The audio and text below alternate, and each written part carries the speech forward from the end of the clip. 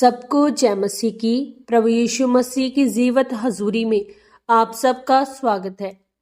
आज की इस वीडियो में हम परमेश्वर के पवित्र वचन को मेरी भविष्यवाणियों की पुस्तक में से पढ़ेंगे। ये सामर्थी वचन परमेश्वर के दास प्रेरित अंकु यूसुफ नरूला जी के द्वारा लिखे गए हैं और हमारे ये विश्वास है कि इन पवित्र वचनों को सुनना आपके जीवन में एक बड़ी टेस्टमनी को लेकर आएगा। तो पूरे विश्वास के साथ इन पवित्र वचनों को पूरा सुने। आज का सामर्थी वचन, परमेश्वर की बात को कैसे सुने। पवित्र वचन में जब हम उत्पत्ति 12 अध्याय उसके 1 वचन को पढ़ते हैं तो लिखा है, यहोवा परमेश्वर ने अब्राहम से कहा, अपने देश और अपने कुटुंबियों और अपने पिता के घर को छोड़कर उस देश में चला जा जो मैं तुझे दिखाऊंगा। मेरे प्रियो, पवित्र बाइबल बताती है कि जब परमेश्वर अब्राहम को आशीषित करना चाहता था तो परमेश्वर ने कहा, अब्राहम से मैं एक बड़ी जाति पैदा करूंगा, लेकिन मैं अब्राहम की जिंदगी में काम नहीं कर सकता जब तक अब्राहम अपने घर को, अपने कुटुंब को, अपने रिश्तेदारों को और अपने देश को छोड़ नहीं देता, क्योंकि परमेश्वर उससे बात करना चाहता था। और कई बार आपके आसपास इतनी आवाजें होती हैं, इतनी सलाहें होती है कि परमेश्वर आपसे चाहते हुए भी बात नहीं कर पाता। याद रखें, वह धक्का देने वाला परमेश्वर नहीं है, वह आपको अपनी मर्जी से चलाना चाहता है। आपने कुछ लोगों के मुंह से सुना होगा कि मैं एक जगह पर गया और मुझे खेल आ गई और मुझे कहा गया कि मुझे सेवा करनी पड़ेगी और अब ये आत्मा मुझे जबरदस्ती सेवा करवाती है। लेकिन परमेश्वर ऐसा नहीं है। वो कहता है, चोर चोरी करने के लिए, घात करने के लिए और डाकू जबरदस्ती छीनने के लिए आता है, पर मैं चोर और डाकू नहीं हूं। मैं तुम्हारे दरवाजे के सामने से आऊंगा। आपसे पूछा जाता है, क्या आप प्रभु यीशु मसीह को ग्रहण करने के लिए तैयार हैं? जिस तरह घर का मालिक घर के द्वार से आता है, ऊपर या पीछे से नहीं, प्रभु यीशु मसीह आपके घर का मालिक है। वो सामने से आता है, पूछ के आता है। मेरे प्रियो, प्रभु यीशु मसीह आपको बताना चाहता है कि वो आपको आशीषित करना चाहता है, लेकिन कई बार आपके आसपास इतना शोर है कि आप परमेश्वर की आवाज को सुन नहीं पाते।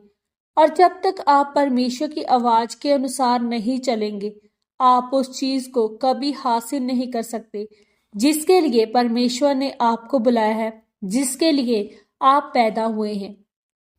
पवित्र बाइबल कहती है कि अब्राहम ने अपने घर को, अपने कुटुंब को, अपने देश को छोड़ा और परमेश्वर के पीछे चला, तो परमेश्वर ने उससे बात करनी शुरू की और उसकी जिंदगी के ऊपर काम करना शुरू किया।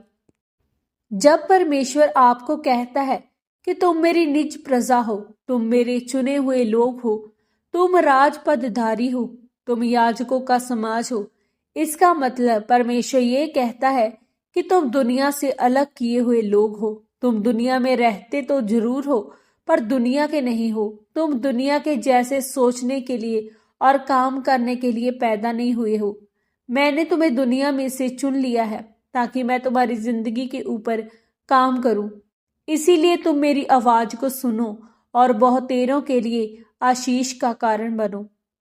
मेरे प्रियो, आप अपने लिए सोच रहे हैं कि मेरी चंगाई हो जाए, मेरा वीजा आ जाए। आप ये सोच रहे हैं, लेकिन परमेश्वर आपकी पीढ़ियों को आशीषित करने के बारे में सोच रहा है और वह देख रहा है कि जब आप उसकी आवाज को सुनेंगे तो आप आशीषित लोग कहलाएंगे और आपके जैसे आशीषित लोग आपके पूरे रिश्तेदारों में कहीं नहीं होंगे। क्या आपने यीशु मसीह को अपना उद्धारकर्ता ग्रहण किया है या नहीं? क्या आपने बपतिस्मा लिया है या नहीं? क्या आप प्रार्थना करते हैं या नहीं? क्योंकि अगर आपने प्रभु यीशु मसीह को अपने जीवन में ग्रहण किया है तो फिर वह आपकी जिंदगी में काम करना शुरू करता है, वह आपकी अगुवाई करना शुरू करता है।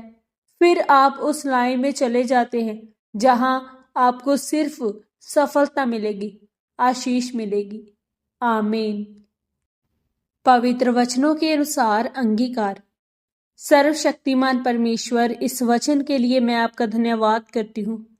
परमेश्वर, मैं अंगीकार करती हूँ कि मैं आपको अपना उद्धारकर्ता के रूप में ग्रहण करती हूँ।